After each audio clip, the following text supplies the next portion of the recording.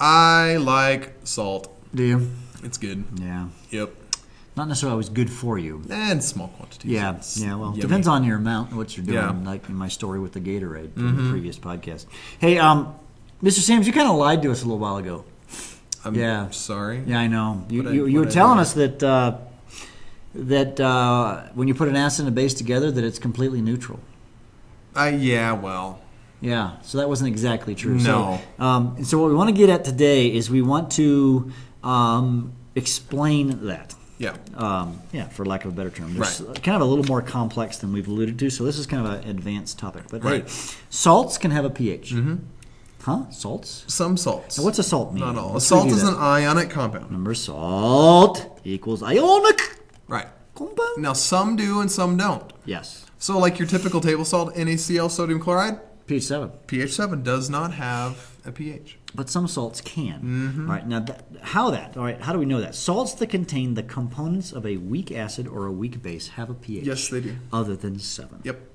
All right, it's important to understand. And we're going to do a bunch of examples, or a few examples, to help you Yeah. understand it. This is just, it's a good topic. You take AP, you're going to get very used to this. Oh, yes. So, Acetic acid, that's our nice common weak acid. well, not acetic acid, we're going to do sodium acetate. Right. Well, So let's say I have sodium acetate, NaC2H3O2. That is a salt that we have in the back of our room, common chemistry supply thing. So if I have sodium acetate, sodium actually comes from a strong acid. So Nope. a strong base, thank you. Strong base. And acetate... which strong base would that be? A sodium hydroxide. All right. And acetate's kind of his buddy, if you will, is Acetic acid. acetic acid. And so and acetic acid is a weak acid. Right. And so when we look at these reactions, what really matters is the acetate.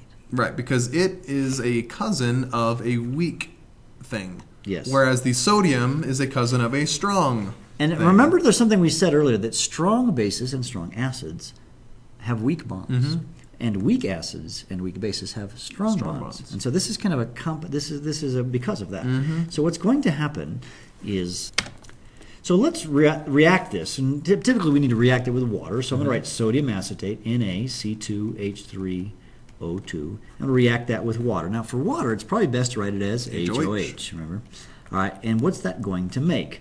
Now, acetate likes to get together with the hydrogen ion to make the weak acid HC2H3O2 negative. Right, because remember, weak things like to stick together. They So don't like to this dissociate. has a strong bond in it, right?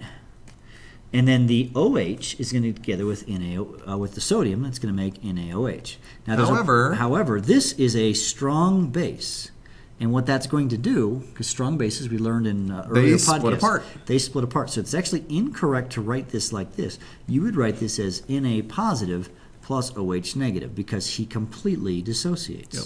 And so as it turns out, when you do this, when you have this particular salt, since it produces free hydroxide ions, it's a base. So this is a basic solution. So if you take sodium acetate, you stick it in water, and stick a pH meter, it's going to read 8 or 10 or some high number higher than 7. Okay. Let's do another example. Okay. Let's do another example, Mr. Sams. Let's do ammonium chloride. Ammonium chloride. So if I take NH4Cl, that's ammonium chloride. I'm going to react that with water. HOH. What's that going to do? Now, ammonium, his partner, if you will, is ammonia, and that's a weak base. So he came from a weak base, and chloride came from a strong acid, hydrochloric acid. Right. So the H is going to get together with hydrochloric acid and make HCl. But that's strong, so it's incorrect to write it together. And so then that's going to make the other thing. Well, yeah, okay, we dissociate it now. So that's a strong acid. We write it as H positive plus Cl negative, because he's like a high school romance and they all break apart. Yep. And then the NH4Cl, no, what am I doing wrong here? NH4OH. NH4OH will be formed. Right. And then that leaves free hydrogen. That makes this an acid. Yep.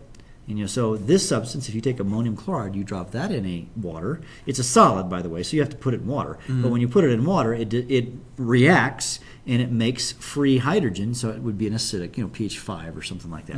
It's not super strong, by the way. Typically, these types of salts, it's not like you're going to get a pH of 1 or 14. Right. You're going to get a pH, 5 or 8 or something like that. So that's how salt hydrolysis works. Why is this important?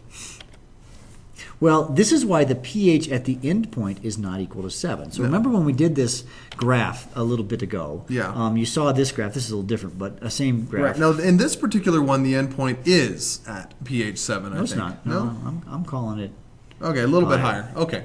Now, let's qualify this real quick, though. If you titrate a strong base with a strong acid, pH 7, then you're going to end at pH 7 because you're going to have water and you're going to have something like sodium chloride that does not have any acidic or basic properties. If you had a strong acid and a strong base, the graph looks like this, and this number is 7. But this one here, we have a weak acid with a strong base is what I'm guessing. We don't have the exact numbers on this. But and this pH is greater than 7. Because of the presence of, let's say this was the acetic acid we did. We had HC2H3O2 acetic acid, and it's that presence of that extra hydroxide after the reaction takes place. Okay. Would it be helpful to write the equation, the titration equation, to show them what's left? Yeah. So let's do that. So what Mr. Sam was just saying, HC2H3O2, if that was a reaction, it reacted with sodium hydroxide. We said that the sodium is going to get together with the acetate. Yeah. So it makes sodium acetate. And HOH. And HOH. And as we just saw in a previous slide, we had sodium acetate. When we had that in water, it was basic. Yes, because it's this substance that then produces the hydroxide. Right. That, it's the presence of this. And technically, actually, Mr. Sams, it's actually the C2, let me show you this, C2H3O2, that's the part that actually reacts. Because the sodium we saw didn't end up reacting with anything. Because all of these acetic acid and sodium hydroxide at the equivalence point, the moles were equal. They're gone. And the only thing left, and this produces the HC2H3O2 plus the hydroxide hydroxides. And it's this bugger that makes this pH 8 or 9 or whatever it is. Yeah. Okay.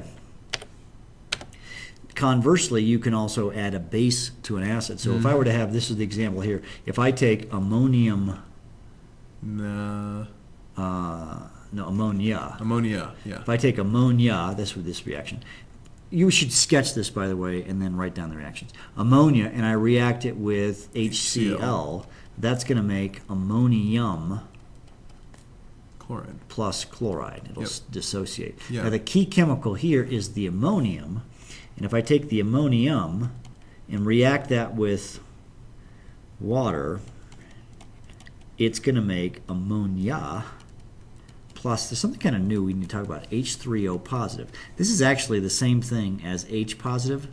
They're the same thing, the hydrogen ion, except it's got the water attached to it. It's actually more accurate to say hydronium, but chemists get lazy and they write H positive. And that's why the pH here is like 5. Which is acidic pH. It's an acidic pH, because this substance, at the equivalence point, the only thing you have left that's of any consequence is ammonium, but the ammonium reacts with the water to make some hydrogen or hydrogen ions or hydronium ions, and that's why you get a pH less than 7. Yep. Okay. That, my friends, may be your last podcast of the year. I think it may be. Depends on the year, but and it depends on our decisions and a lot of things. But it is possibly your last podcast of the year. So now you get to finish and start or whatever. Project the final time. Project. So you have lots of things to do. The project is the greatest thing we do. Yes, those of you who are not in our classrooms, who are watching this out in internet land, we hope you enjoyed them. Yes, and we still may do more. We may. Yeah, but we'll see you later. Goodbye. Bye.